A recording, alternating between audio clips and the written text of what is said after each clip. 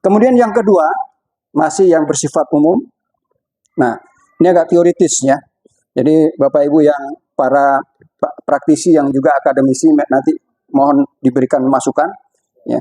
Dalam konsep sistem peradilan pidana yang diatur dalam RUU KUHP ini, jadi sistem peradilan pidana itu menganut dua model. Ada crime control model, ada due process model atau due process of law. Ada dua model itu. Untuk crime control model, salah satu cirinya itu adalah menganut asas presumption of guilt, praduga bersalah. Jadi setiap orang yang diduga melakukan kejahatan itu harus dianggap bersalah. Itu crime control model. Yang kedua, due process model atau due process of law. Ciri khususnya itu adalah menganut asas presumption of innocent. Ya. KUHP pakai yang mana? KUHP lama pakai yang mana? Yang bisa jawab ambil sepeda di luar. KUHP kita menganut asas presumption of innocent. Jadi yang digunakan itu adalah due process of law. Ya, due process of law. Yang itu yang didengungkan selama ini bahkan oleh perancang RUU KUHP ini. Tetapi dalam RUU KUHP yang sekarang tidak ditemukan lagi asas itu.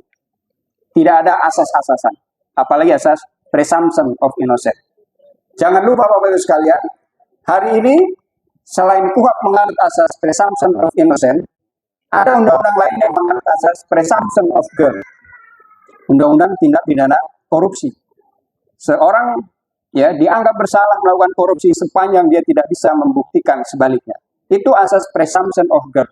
Jadi sebenarnya secara praktek Indonesia itu sekarang menganut dua model. Crime control model dan juga due process of law. Tetapi dalam RUU KUHP tidak ada itu. Berarti jangan-jangan nanti kedua model itu yang akan diterapkan. Jadi jauh tertinggal konsep sistem peradilan pidana di dalam RUU KUHP ini dibandingkan dengan Undang-Undang 881 yang secara tegas menganut asas presumption of innocent. Jadi kemunduran luar biasa menurut tim task force rancangan Undang-Undang KUHP itu.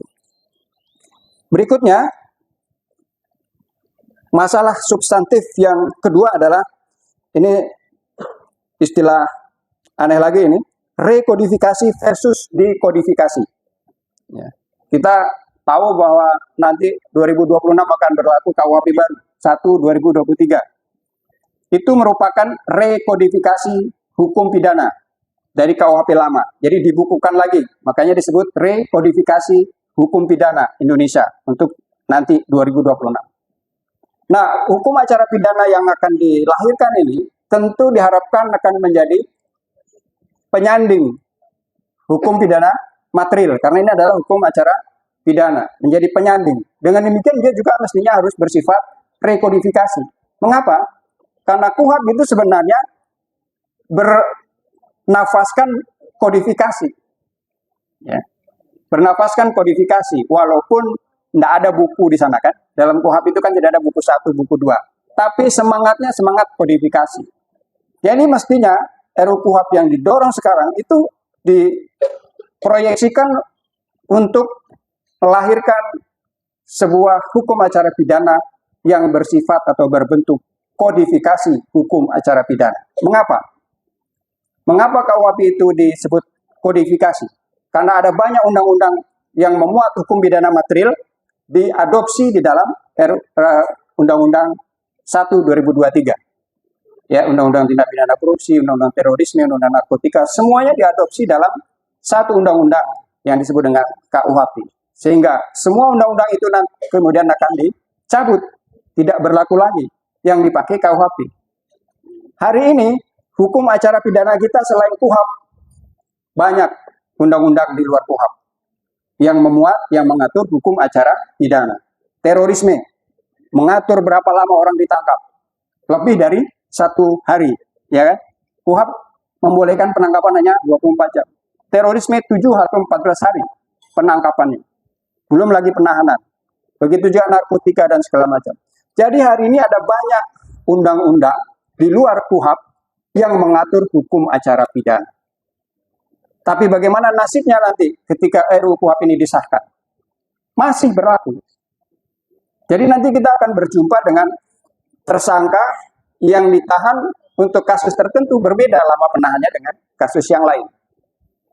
Berbeda juga orang atau aparat penegak hukum yang bisa melakukan penangkapan, melakukan penahanan. Penyidikan bukan hanya polisi yang bisa melakukan, tapi juga jaksa atau KPK atau lembaga-lembaga lain yang diberikan kewenangan untuk itu oleh undang-undang. Nah, lucunya Bapak Ibu sekalian, sebenarnya RUU KUHP ini punya aroma kodifikasi, punya aroma. Di pasal 333. Kenapa saya sebut punya aroma? Dia menyatakan di situ bahwa undang-undang ini disebut juga sebagai kodifikasi hukum acara pidana. Tapi aroma itu kemudian sirna ditiup oleh nafas para pembahas rancangan undang-undang di DPR, sehingga dihapuslah itu. Aroma kodifikasi itu dihapus pada saat pembahasan oleh pemerintah dengan DPR. Jadi ada DIM yang kemarin kita lihat, Pak Newton, itu untuk pasal 33 itu dihapus kodifikasinya. Jadi praktis rancangan undang-undang hukum acara pidana ini bukan merupakan kodifikasi hukum acara pidana. Padahal tentu saja seperti KUHP kita berharap KUHP ini adalah satu-satunya kitab yang berisi hukum acara pidana untuk menjadi pedoman siapapun dalam proses penegakan hukum pidana.